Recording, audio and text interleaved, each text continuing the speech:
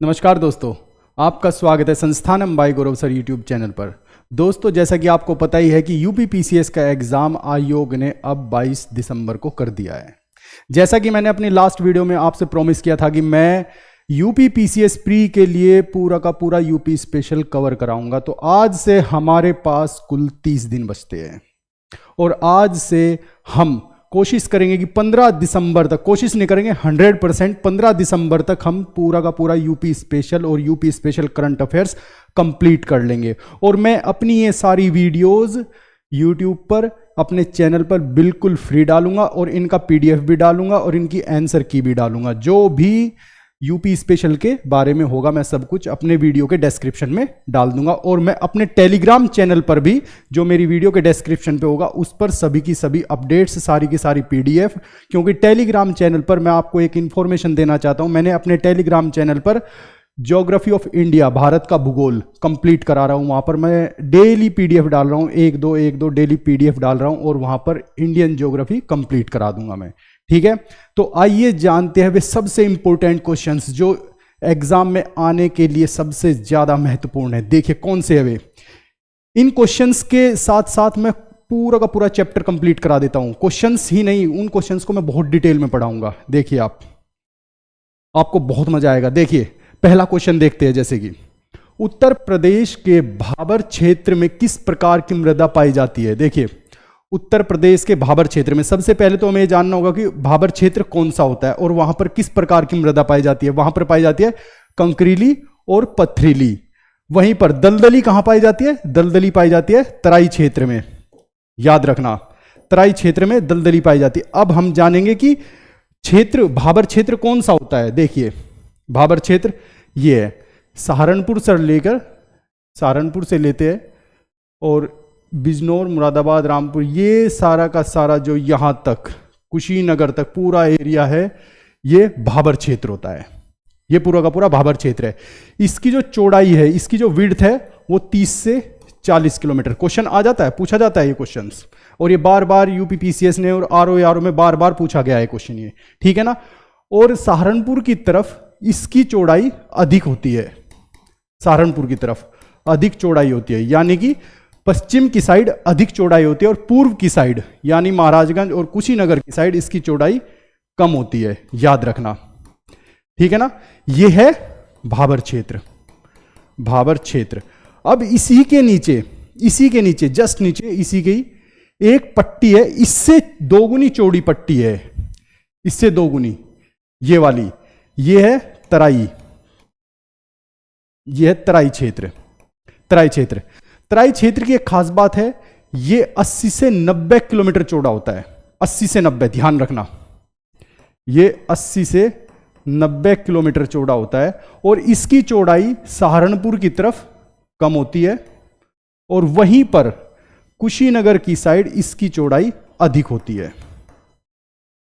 ठीक है ना, ये याद रखना है, ये बहुत इंपॉर्टेंट है। इस तरह के फैक्ट्स भी पूछ लिए जाते हैं कभी कभी। ठीक है ना। अब अपने क्वेश्चन पर आते हैं। देखिए हमारा क्वेश्चन क्या था कि उत्तर प्रदेश के भाबर क्षेत्र में किस प्रकार की मृदा पाई जाती है, तो उसमें है कंकरीली और पथरीली, और वहीं पर दलदली जो पाई जाती है वो पाई जाती है तराई क्षेत्र में। ठीक है ना। नेक्स्ट क्वेश्चन देखिए, नेक्स्ट क्वेश्चन क्या है हमारा, उत्तर प्रदेश के किस जिले में सबसे कम वर्षा होती है। देखिए आपको मैं बता दूं, सबसे कम वर्षा होती है मथुरा में और सबसे अधिक होती है गोरखपुर में। ये तो हो गए हमारे आंसर। लेकिन क्यों होती है सबसे कम और सबसे अधिक इन जिलों में वर्षा? देखिए मैं आपको बताता हूं। अब हम देखिए, मैप की नॉलेज होना बहुत जरूरी है, एक एक डिस्ट्रिक्ट की नॉलेज होना जरूरी है, मैप की नॉलेज होना जरूरी है। ठीक है ना। अब देखिए ठीक है, हमें पता होना चाहिए कि जो मानसून है, मानसून वो उत्तर प्रदेश के अंदर पूर्व की साइड से एंटर करता है, पूर्व की साइड से, इधर से एंटर करेगा, वो पूर्व की साइड से वो एंटर करेगा, जिसकी एक ब्रांच हिमालय की साइड को चली जाएगी। आपको पता ही है कि ये हिमालय है, यहां पे हिमालय की साइड को चली जाएगी, और दूसरी ब्रांच इसकी पश्चिम क्षेत्र की साइड को चली जाएगी। पश्चिम क्षेत्र की। हिमालय की साइड से जाने वाली जो ब्रांच है वो टकराकर वापस पूर्व की साइड को आती है। तो यहां पर एक जिला पड़ता है गोरखपुर, ये क्योंकि यहां पर जाते वक्त भी बारिश होती है और आते वक्त भी बारिश होती है, इसलिए यहां पर सबसे अधिक बारिश होती है, सबसे अधिक।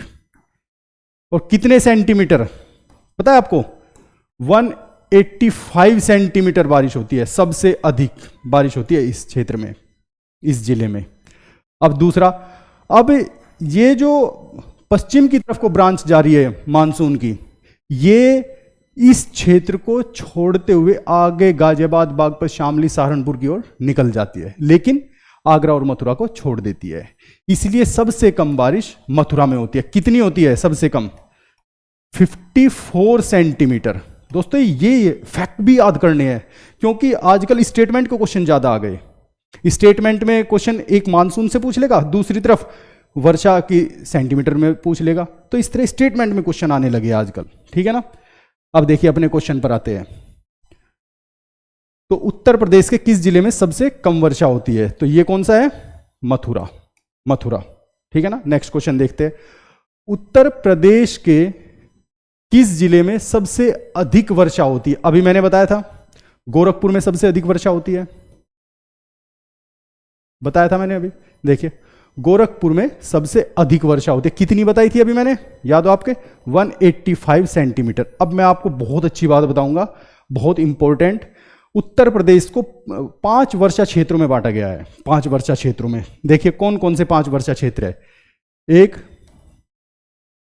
तराई क्षेत्र है, दूसरा पूर्वी क्षेत्र है, तीसरा पश्चिमी क्षेत्र है, और चौथा आपका मध्यवर्ती क्षेत्र है, और पांचवा आपका पठारीय या दक्षिणी क्षेत्र है, ठीक है। इनमें सबसे अधिक, अगर हम उत्तर प्रदेश के तराई क्षेत्र को हटा दें तो सबसे अधिक वर्षा तराई क्षेत्र में होती है, सबसे अधिक। लेकिन अगर हम उत्तर प्रदेश के मैदानी हिस्सों को ले, मैदानी हिस्सों को, क्योंकि मैदानी हिस्सों को 4 भागों में बांटा गया है, 1, 2, 3, 4, तो इनमें सबसे अधिक वर्षा पूर्वी क्षेत्र में होती है, सबसे अधिक। कितनी होती है? 112 सेंटीमीटर। वहीं पर सबसे कम वर्षा होती है पश्चिमी क्षेत्र में, सबसे कम वर्षा 84 सेंटीमीटर, मात्र 84। और वहीं पर मध्यवर्ती इलाकों में दूसरे नंबर पर सबसे अधिक वर्षा होती है 94 सेंटीमीटर। और पठारीय क्षेत्र जो कि झांसी हमीरपुर वाला इलाका है, वहां पर होती है कितनी? 91 सेंटीमीटर। देखिए एक बार मैप देख लेते। मैप का जानना बहुत जरूरी है, क्योंकि जब तक मैप को नहीं जानोगे तो तब तक नहीं कर पाओगे कुछ भी। मैप की नॉलेज होना बहुत जरूरी है दोस्तों, इसलिए आप लोगों से विशेष निवेदन है कि मैप को रट लीजिए अगर आप किसी भी स्टेट पीसीएस का एग्जाम दे रहे हैं, ठीक है। देखिए ये है आपका पूर्वी क्षेत्र, ये है आपका दक्षिणी पठारीय क्षेत्र, दक्षिणी पठारीय क्षेत्र है ये आपका है पश्चिमी क्षेत्र, और ये आपका है मध्यवर्ती क्षेत्र, ठीक है ना। इस हिसाब से यहां पे बारिश होती है। कितनी होती है पूर्वी क्षेत्र में? 112 सेंटीमीटर। मध्यवर्ती क्षेत्र में कितनी होती है? 94 सेंटीमीटर। पश्चिमी क्षेत्र में कितनी होती है? 84 सेंटीमीटर। और वहीं पर यहां पर कितनी होती है? 91 सेंटीमीटर। ये आपको याद रखना है, रट लेना है एक तरह से, ठीक है ना। ये बहुत इंपॉर्टेंट है, ठीक है। अब आते हैं क्वेश्चन पे। देखिए तो हमारा क्वेश्चन क्या था? गोरखपुर। और मैंने इसके साथ साथ आपको जितने भी उत्तर प्रदेश के अंदर मैदान क्षेत्र है उनमें कहां कहां कितनी बारिश होती है वो भी मैंने आपको बता दिया। नेक्स्ट क्वेश्चन देखते हैं अपना। उत्तर प्रदेश की सीमा कितने राज्यों से लगती है? देखिए उत्तर प्रदेश की सीमा 8 राज्यों से लगती है, 8 राज्यों से। अब मैं आपको मैप के थ्रू दिखाऊंगा कि वे 8 राज्य कौन कौन से है। देखिए अगर हम मैप के थ्रू देखें तो वे 8 राज्य कौन से? यहां से देखिए सहारनपुर जो जिला है ये 3 राज्यों से टच है। इधर उत्तराखंड है, इधर हरियाणा है, और ऊपर हिमाचल प्रदेश है, ऊपर हिमाचल प्रदेश है। फिर यहां पर राजस्थान से, फिर मध्य प्रदेश, ये सारा का सारा मध्य प्रदेश, से लगता है। सोनभद्र अकेला उत्तर प्रदेश का ऐसा जिला है जो 4 राज्यों से जिसकी सीमाएं लगती है। देखिए यहां पर मध्य प्रदेश से लग गई इसकी सीमाएं, ये मध्य प्रदेश से लग गई, और यहां पर ये छत्तीसगढ़ से लग गई, ये एमपी हो गया, यहां पे छत्तीसगढ़ हो गया, यहां पर झारखंड हो गया, यहां पर बिहार हो गया। देखिए ये वाला हिस्सा जो है ये बिहार से टच होता है। तो सोनभद्र 4 राज्यों से लगता है, और टोटल उत्तर प्रदेश 8 राज्यों से इसकी सीमाएं लगती है। साथ में एक केंद्र शासित प्रदेश, देखिए ये रहा दिल्ली, एक केंद्र शासित प्रदेश भी है, ठीक है। तो इन्हें याद रखना है, प्लस दिल्ली, ठीक है ना, केंद्र शासित प्रदेश, इसकी भी सीमा उत्तर प्रदेश से लगती है, ठीक है ना। नेक्स्ट क्वेश्चन देख लेते हैं, बहुत इंपॉर्टेंट क्वेश्चन है ये, इसमें मैं आपको सब कुछ डिटेल में बता दूंगा, ठीक है। सोनभद्र जिले को स्पर्श करती है, अभी बताया था मैंने आपको, सोनभद्र जिले को स्पर्श करती है कितने राज्यों की सीमा? 2 राज्यों की नहीं, 3 राज्यों की नहीं, 5 राज्यों की नहीं, 4 राज्यों की सीमा। 4 राज्यों की सीमा सोनभद्र जिले को स्पर्श करती है। ये सोनभद्र जिला है, यहां पर इसे टच करता है मध्य प्रदेश, यहां पर इसे टच करता है छत्तीसगढ़, और यहां पर टच करता है इसे झारखंड, और यहां पर टच करता है इसे बिहार, ठीक है ना। ये याद रखना है आपको, ठीक है। और वहीं पर सहारनपुर एक अकेला ऐसा जिला है, सहारनपुर, जो वो उसे 3 राज्य स्पर्श करते हैं। इधर उत्तराखंड करता है, इधर हिमाचल प्रदेश करता है, और इधर आपका हरियाणा करता है। उसे 3 राज्य करते हैं, ये याद रखने हैं आपको, क्योंकि ये कुछ फैक्ट्स है, तो ये आपको कुछ रटने पड़ेंगे, कुछ समझने पड़ेंगे, ठीक है। अब अपना क्वेश्चन देख लेते हैं next, 6th question. 6th question क्या है हमारा? निम्न में से किस देश की सीमा उत्तर प्रदेश में से मिलती है? आंसर तो इसका ज्यादातर स्टूडेंट्स को पता है, लेकिन ये नहीं पूछेगा वो, ये तो मैंने जानबूझ के क्वेश्चन लिखा है क्योंकि ये बहुत इजी हो जाएगा। नेपाल की लगती है, लेकिन पूछेगा क्या वो पूछेगा कि कितने जिलों से लगती है, और उन जिलों के नाम दे देगा। देखिए अब आपको बताता हूं कितने जिलों से लगती है। 7 जिलों से लगती है टोटल, 7 डिस्ट्रिक्ट से नेपाल की सीमा उत्तर प्रदेश की सीमा से लगती है। 7 से कौन कौन से? 7 डिस्ट्रिक्ट नेपाल से लगते हैं, ठीक है ना। कौन कौन से? देखिए पीलीभीत, लखीमपुर खीरी, आपका बहराइच 1 2 3, श्रावस्ती 4, बलरामपुर 5, सिद्धार्थनगर 6 और महाराजगंज 7। इनकी सीमाएं उत्तर प्रदेश की ये जो जिले हैं ये नेपाल को टच करते हैं। याद रखना इंपॉर्टेंट है बहुत ज्यादा, ठीक है। अपने क्वेश्चन को देखते हैं। तो निम्न में से किस देश की सीमा उत्तर प्रदेश से मिलती है? वो नेपाल हो गया, ठीक है ना। नेक्स्ट क्वेश्चन देखते हैं अब। निम्न में से किस जिले की सीमा नेपाल से लगती है? अभी बताया था मैंने, अभी बताया था कौन कौन से 7 जिले बताए थे। तो अब देख लीजिए, गोरखपुर की नहीं लगती, बांदा की नहीं लगती, वाराणसी की नहीं लगती, कौन सी लगती है? महाराजगंज। तो महाराजगंज की सीमा नेपाल से लगती है। इस तरह क्वेश्चन पूछे जा सकते हैं। वो तो बहुत इजी हो जाएगा, अगर पेपर बहुत ही इजी आता है तब वो क्वेश्चन आएगा, लेकिन अगर पेपर मॉडरेट आता है तो फिर इस तरह का बनेगा, और अगर मॉडरेट टू टफ आएगा तो फिर स्टेटमेंट में देगा कि 7 जिले 8 जिले इस तरह, और कुछ जिलों के दूसरे स्टेटमेंट में नाम दे देगा, ठीक है ना। इसलिए ये याद रखना है।